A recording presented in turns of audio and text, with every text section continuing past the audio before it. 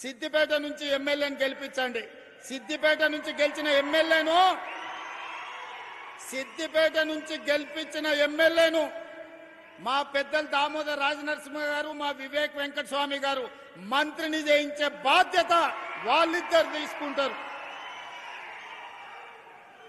2029 ఎన్నికలలో సిద్దిపేటలో గెలిచే ఎమ్మెల్యేను వాళ్ళిద్దరు మంత్రిని చేసే బాధ్యత తీసుకుంటారు. ఈ వేదిక మీద నుంచి నేను మీకు మాట ఇస్తున్నా.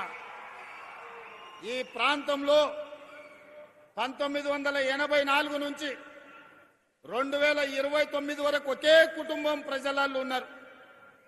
ఇతరులకు ఒక అవకాశం ఇవ్వండి అని నేను అడుగుతున్నా. చూడండి, మార్పు చేసి చూడండి, మంచి జరుగుద్దో లేదో చూడండి. అందుకే ఈ ప్రాంత ప్రజలు చైతన్యవంతులు. ఈ ప్రాంత ప్రజలు విచక్షణతో ఆలోచన చేయండి. ఈ ప్రాంతాన్ని అభివృద్ధి చేసే బాధ్యత మా ప్రభుత్వం తీసుకుంటుంది.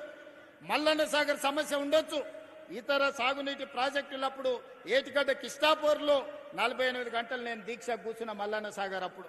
ఆనాడు దామోదర్ రాజనరసింహ గారు, రఘునందన్ రావు గారు అందరి ప్రాంత రైతుల కోసం వచ్చి నిలబడ్డారు. ఇళ్ల కరెంటు తీసి ఊర్లకు నీళ్లు వదిలి రాత్రిపూట కొడితే ఆన్నే చితిబేర్చుకొని చనిపోయిన రైతులు ఈ ప్రాంతంలో ఉన్నారు.